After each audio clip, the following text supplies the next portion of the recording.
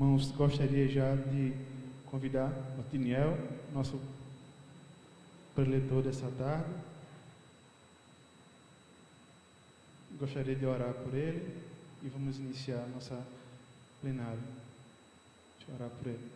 Senhor, te agradecemos, Pai, pela vida do Tiniel, pela vida da esposa, Senhor Deus. Gratos somos por essa família que se dispôs a estar aqui nessa tarde. Te pedimos, nosso amado Senhor, que o Senhor mais uma vez nos abençoe, assim como o Senhor já o fez várias vezes, e usa, Pai, a vida de Otiniel, usa as palavras dele, a sabedoria, Senhor Deus, a inteligência, Senhor Deus, que tudo que ele fale venha de Ti, Senhor Deus, e flua, Senhor Deus, aqui entre o Teu povo. Nos ajuda, Senhor Deus, a entender o que o Senhor quer nos ensinar. Nos ajuda, Senhor Deus, Senhor Deus, prestar atenção, ter bom ânimo para estar aqui nessa tarde, Senhor Deus. Quebranta, Deus, o nosso coração, ilumina a nossa mente, o nosso pensar, e que toda a glória, Senhor Deus, seja dada ao Senhor por tudo que irá acontecer aqui. Abençoa cada um aqui nessa tarde, Senhor Deus, especial ao Tiniel, que irá trazer a palavra, e gratos somos ao Senhor mais uma vez. Queremos te falar isso, Senhor Deus. Te amamos e te oramos em nome do Senhor Jesus Cristo. Amém. Irmãos, antes de passar a palavra para o Tiniel irá trazer a mensagem nessa tarde, e logo em seguida nós teremos um tempo para perguntas e respostas. Vocês podem ficar à vontade aí com papel, caneta, ou até então, no final, vocês podem levantar a mão e teremos um momento de perguntas e respostas. Para a qual pudesse trabalhar é ciência e religião. Eu não sei se os irmãos já ouviram a expressão toda verdade é a verdade de Deus. Isso é algo muito importante.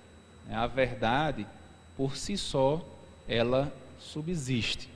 Então eu estarei abordando a relação entre ciência e religião, e às vezes a gente não está tão, assim, com tanta afinidade com esse tipo de temática, né, porque foge um pouco do que é padrão, mas a gente vai tentar compreender como que se dá a relação entre ciência e religião, se ela é uma relação conflituosa ou se ela é uma relação harmônica. Então a gente vai tentar trabalhar nessa perspectiva. Veja bem, nós ouvimos muito, nós às vezes lemos também em revistas como Super Interessante, como uma revista, não sei se ainda tem, Galileu Galilei, que essas revistas às vezes elas tentam mostrar que existe um conflito entre ciência e religião. Ou seja, se nós nos tornamos cientistas, se nós buscamos um conhecimento vinculado às questões da natureza, às questões físicas, nós nos afastamos do cristianismo, da religião ou da fé. Um dos grandes teóricos da atualidade, um dos neo-ateus chamado Richard Dawkins, ele vai dizer que quanto mais ele se aprofunda na ciência, mais intelectual ele se torna. Inclusive ele escreveu um livro chamado Delírio de Deus, e nesse livro ele diz que o objetivo é que o leitor, ao começar a ler, ele inicie como crente e termine como ateu. E esses neo-ateístas, eles reivindicam para si a autoridade da ciência, e eles procuram mostrar que tudo aquilo que é científico é verdadeiro, e aquilo que não é científico não é verdadeiro. Agora, o que nós precisamos entender é se de fato eles partem de premissas científicas ou de pressupostos não científicos. E é isso que a gente vai tentar compreender. Uma coisa é nós dizermos falar em nome da ciência, e outra coisa de fato é a ciência. Pois bem, feito isso, é preciso que nós compreendamos um pouco da história da ciência. Como que se deu o surgimento da ciência? Por exemplo, vocês acham que a ciência ela existe há quanto tempo? Quanto tempo existe a ciência? E aí? É uma coisa antiga? É algo recente? É algo novo? Oi? Antigo? Antigo assim, que é antigo? Muito antigo. Ok. Pois bem, é interessante nós notarmos que a ciência é algo relativamente recente. Ela surgiu por volta do século XVI. Curioso que no século XVI também surgiu o protestantismo. E a ciência moderna, ela surge por volta do século XVI. Então, é algo relativamente recente. Pouco mais de 4 séculos por aí. E aonde é que se deu o surgimento da ciência moderna? Geralmente nós costumamos dividir o mundo em Oriente e Ocidente. O Oriente, nós temos países como a China, Rússia, um pouco da Europa ali, né? Foge um pouco desse padrão, mas vamos falar mais da China, do Japão, da Índia, entre outros países. É interessante nós observarmos que a ciência moderna, ela não surge na parte oriental do globo, ela surge na parte ocidental. E esse surgimento, ele não é por acaso. A ciência moderna não surge no Ocidente por acaso. Ela surge por algumas razões e por alguns motivos que propiciam o seu surgimento. E é isso que nós vamos tentar entender. Veja bem, a base da verdadeira ciência, que é o que tentam nos ocultar, ela é cristã. Se nós estamos falando do século XVI, nós estamos falando de um período em que no Ocidente a religião cristã ela predominava. Nós tínhamos a Igreja Católica e nós tínhamos o surgimento do protestantismo. Então, em sua grande maioria, nós tínhamos cristãos que habitavam no Ocidente. Então, a base da ciência, ela é cristã. E isso nos escondem. Nos livros que nós vemos didáticos, eles não abordam esse contexto histórico do surgimento da ciência. Então, o método de investigação, o qual nós conhecemos, ele surge pela primeira vez na Europa, cristianizada, que era uma cultura apoiada pela fé bíblica. E a maioria das figuras-chave da revolução científica, século XVI e século XVII, eles faziam parte da fé cristã ou tinham uma religião teísta, e eles trabalhavam com base na fé. Então, o cristianismo, ele favoreceu o surgimento da ciência. Então, o que nós vamos ver são algumas proposições ou alguns pressupostos que favoreceram o surgimento da ciência. Então, nós temos aqui: o mundo físico é real e não ilusão, a criação é boa, a natureza é boa, mas não divina, a natureza é ordenada e previsível, os humanos podem descobrir a ordem da natureza, precisamos experimentar, e a ordem da natureza é matematicamente precisa. Esses 7 pressupostos ou proposições e outros favoreceram o surgimento da ciência. Essas proposições aqui, ou pressupostos, eles não estavam presentes no Oriente. Por isso que, por mais que a China ela tenha tido um certo avanço no que diz respeito ao conhecimento, não foi possível que a ciência moderna lá surgisse. Porque esses pressupostos, eles são essenciais para o fundamento da ciência. E isso não nos é apresentado. Então, fala-se que a ciência contradiz a religião, quando, na verdade, a sua base histórica ela está fundamentada em pressupostos cristãos. Aí, por si só, existe uma grande contradição. Eu não sei se vocês já ouviram falar em um físico chamado Marcelo Gleisi. ele vai trabalhar um pouco isso também. O Marcelo Gleisi, ele era ateu e hoje ele é agnóstico. Justamente por isso, porque a gente não tem como cientificamente provar a não existência de Deus. Então isso aí não nos é possível. Então a gente vai tentar ver cada um desses elementos para que nós possamos compreender melhor o porquê dele ter favorecido o surgimento da ciência. Em primeiro lugar, o mundo físico é real e não uma ilusão. O mundo físico, ele é real e não ilusão. Eu não sei se vocês já ouviram falar em um matemático filósofo chamado René Descartes. Tem uma frasezinha que muito lhe é atribuída, que é o cogito, né? Que é o penso, logo existo. Justamente por isso, porque havia uma dúvida sobre a realidade, se aquilo que de fato nós vemos é real ou se aquilo que nós vemos é uma ilusão.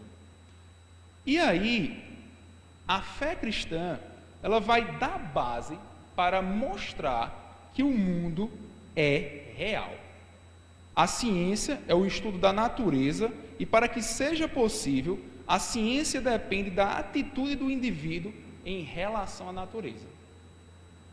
Um parêntese aqui, o qual eu gostaria de fazer, é que eu estou abordando a ciência enquanto conhecimento natural, né, enquanto conhecimento da natureza, porque mais recente a gente tem o surgimento das ciências humanas, o que difere das ciências naturais. Então eu estou trabalhando o surgimento das ciências naturais. Então as ciências naturais, elas precisam de uma atitude frente à natureza que demonstra que ela é real. É interessante que muitas vezes nós costumamos desassociar o produto da ciência do seu produtor. Só que não existe uma neutralidade científica. Isso é algo que muitas vezes nos foge. E que às vezes nós temos essa ideia de que existe essa neutralidade. Na verdade, todo cientista, ele tem pressupostos. Ele tem aquilo que nós chamamos de cosmovisão. E ele vai até o seu objeto de pesquisa com esses pressupostos. Então, esse pressuposto aqui de que o mundo físico é real, ele foi imprescindível para o surgimento da ciência. A Bíblia ensina que Deus criou o mundo material, ele é real e ele pode ser conhecido.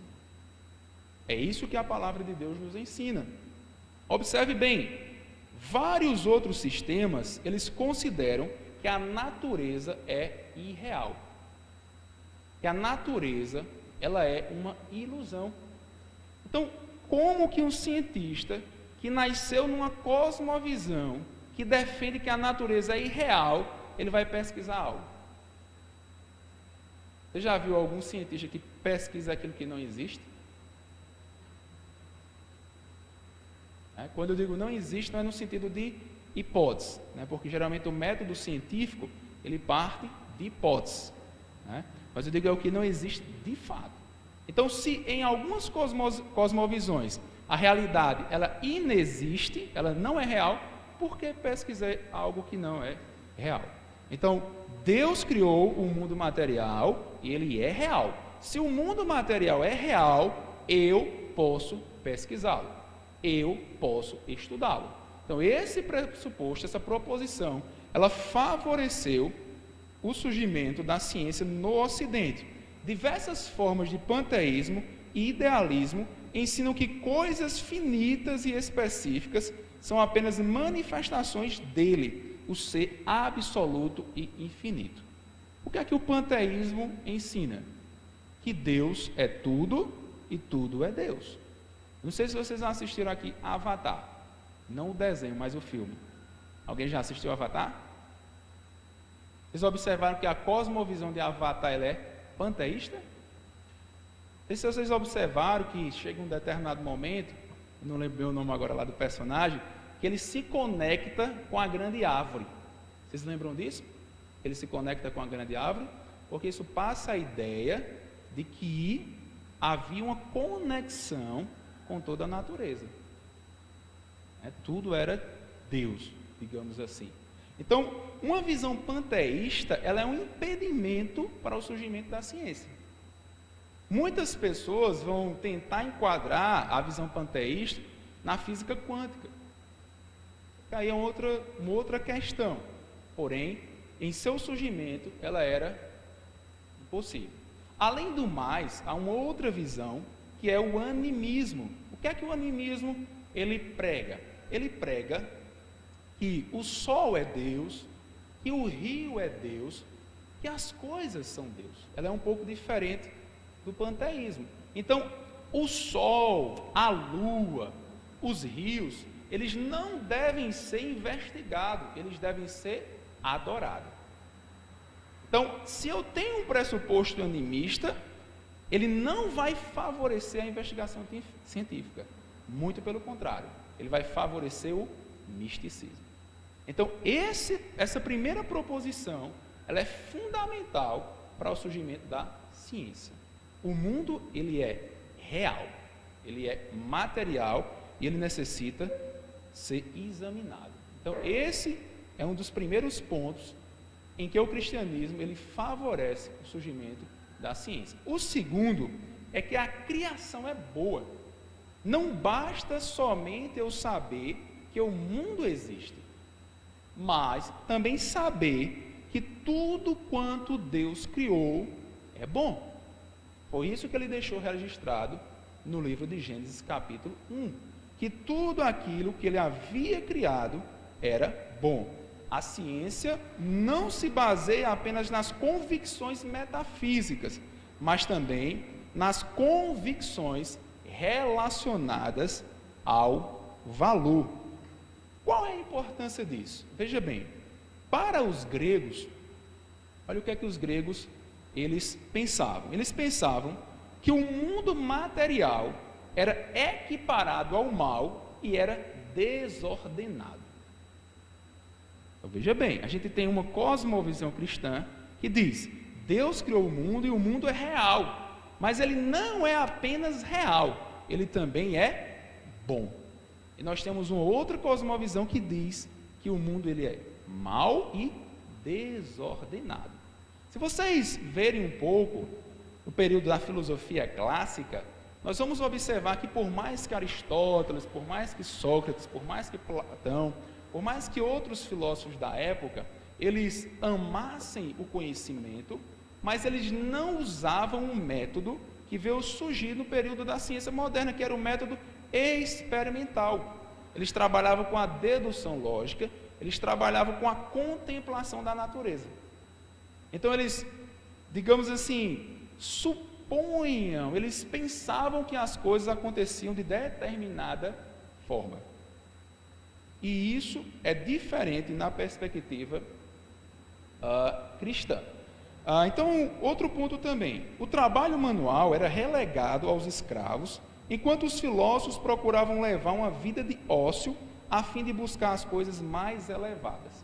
Então, naquele período, a atividade mais elevada era a atividade da reflexão, enquanto os trabalhos manuais era algo desconsiderado. O trabalho físico, ele não tinha o mesmo valor que o trabalho intelectual. Por isso, eles não desenvolveram a ciência empírica, porque não era do interesse deles colocarem a mão na massa. Não. Então, esse é um ponto que distingue também o surgimento da ciência a partir de um pressuposto cristão. O Gênesis afirma que o que Deus criou era bom. Nós vemos aqui Mary Reise, que é uma filósofa britânica da ciência, e ela diz o seguinte: jamais houve espaço nas tradições hebraicas e cristãs para a ideia de que o mundo material é algo do qual se deve fugir e de que o trabalho nessa esfera é degradante. As coisas materiais devem ser usadas para a glória de Deus e para o bem da humanidade. Isso é muito importante. Se o que Deus criou é bom, não deve gerar em nós uma repugnância, uma rejeição, mas uma satisfação e um prazer em se engajar na criação boa e perfeita de Deus.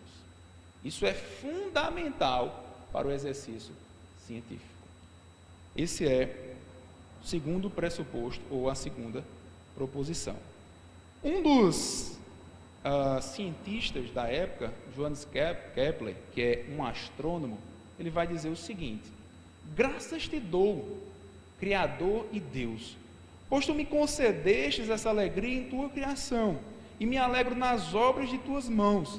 Vê, pois, que completei o trabalho para o qual fui chamado. Nele usei todos os talentos que tu concedestes ao meu espírito.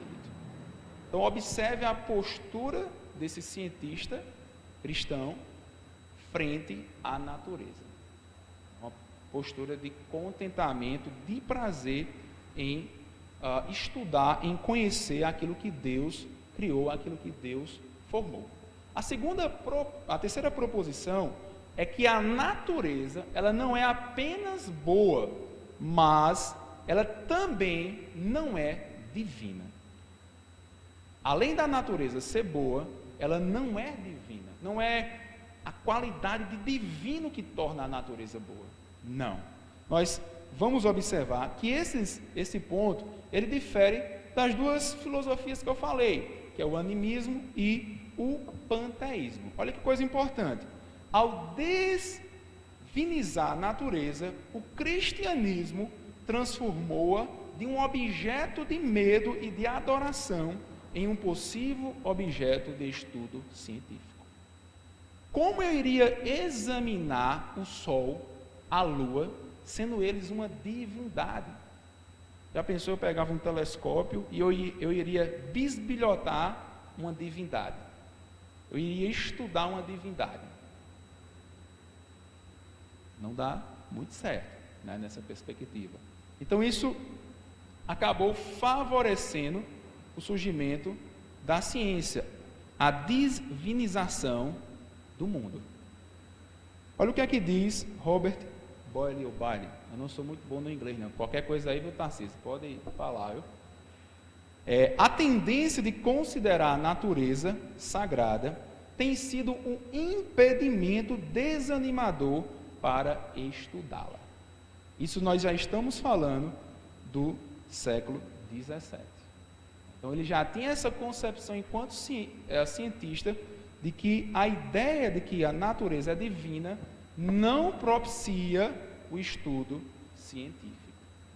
O quarto pressuposto ou proposição: além da natureza ser real, além da natureza ser boa, além da natureza não ser Deus ou divina, a natureza ela é ordenada e previsível. A natureza ela não surgiu por acaso.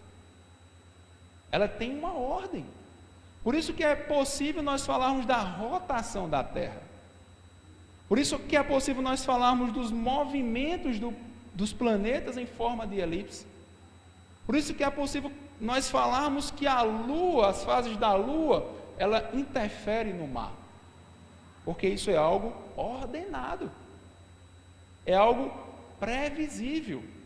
E quem defendia essa ideia, ou essa perspectiva, era justamente os pressupostos cristãos. E eles favoreceram o surgimento da ciência. Então, para a perspectiva cristã, o mundo deve ser considerado um lugar onde os acontecimentos ocorrem de modo confiável e regular. Ora essa, se Deus criou o mundo e nós, ao olharmos para Deus, enxergamos seus atributos, por exemplo, a imutabilidade de Deus, nós vamos ver que Deus iria fazer algo que está atrelado ao seu ser, ao seu caráter, aos seus atributos. Então, quando Ele cria o mundo, Ele cria de forma ordenada e previsível, a ponto que o fato de nós estudarmos, de nós queremos conhecer mais a Deus, nós honramos um dos seus atributos, que é a sabedoria, que é a inteligência. Se nós somos inteligentes, é porque Deus nos deu inteligência, e porque Ele é inteligente, porque Ele é sábio. Então nós precisamos honrar esse atributo que nos foi concedido, que é a capacidade de raciocinar, de refletir. Isso é de suma importância. Então, essa crença foi sintetizada no conceito de leis da natureza. Nenhuma outra religião ou cultura, oriental ou ocidental, usou a palavra lei em relação à natureza. Não se falava de lei, porque não se tinha essa ideia de que Deus ele criou algo ordenado, e lei está ligado à ordem. Então, a perspectiva cristã, ela favoreceu esse conceito. Deus é ao mesmo tempo criador e legislador. Ele cria e ele faz leis que permitem o funcionamento do mundo. Você não vai ver isso em nenhuma outra cosmovisão no período do século XVI. Então, esse elemento ele vai favorecer o surgimento da ciência. Nancy Pearce e Thaxton, eles vão dizer o seguinte: os primeiros cientistas não argumentavam que o mundo era ordenado por leis e que, portanto, devia existir um Deus racional. Antes, sua argumentação era que havia um Deus e, portanto, a ordem do mundo devia ser determinada por leis. Eles tinham maior confiança na existência de Deus do que na legitimidade da natureza. Porque nós estamos falando do período de surgimento da ciência. Então não se conhecia as leis para dizer que Deus havia ordenado a lei. Se conhecia Deus para que dizer que Ele havia produzido leis, ordem no mundo. Por isso que era necessário ter uma cosmovisão associada à perspectiva cristã para que se pudesse produzir ciência. Então esse ponto ele também foi importante para o desenvolvimento da ciência.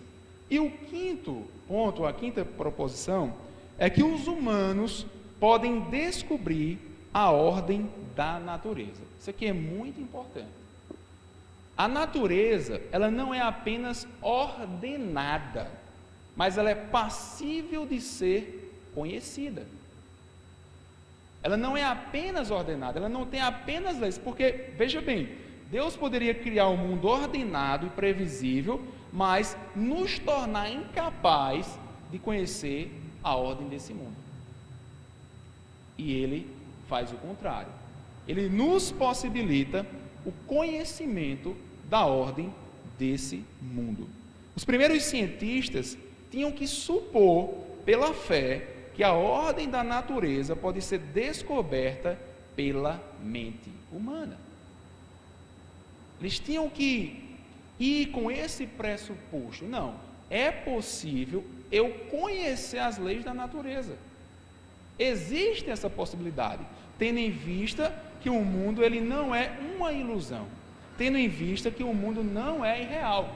E uma das doutrinas bíblicas que ajuda a fundamentar o conhecimento do homem acerca daquilo que Deus criou é a imago Dei, ou a imagem de Deus. Conforme nós vemos lá em Gênesis capítulo 1, versículo 26, que nós fomos criados à imagem e semelhança de Deus.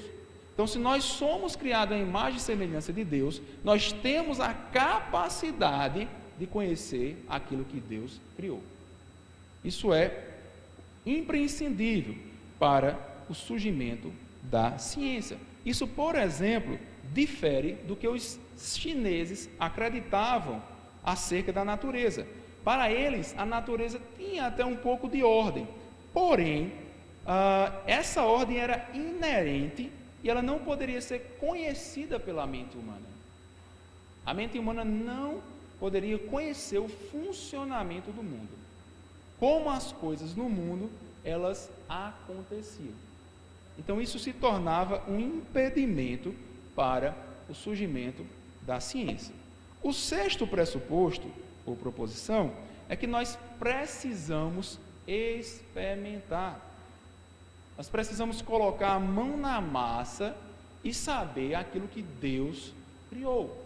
É aí onde vai abrir o precedente para o surgimento do método experimental, da filosofia empirista, da questão da observação, da elaboração de instrumentos para se examinar essas leis, como o surgimento do telescópio, do microscópio e outros instrumentos que possibilitou a investigação.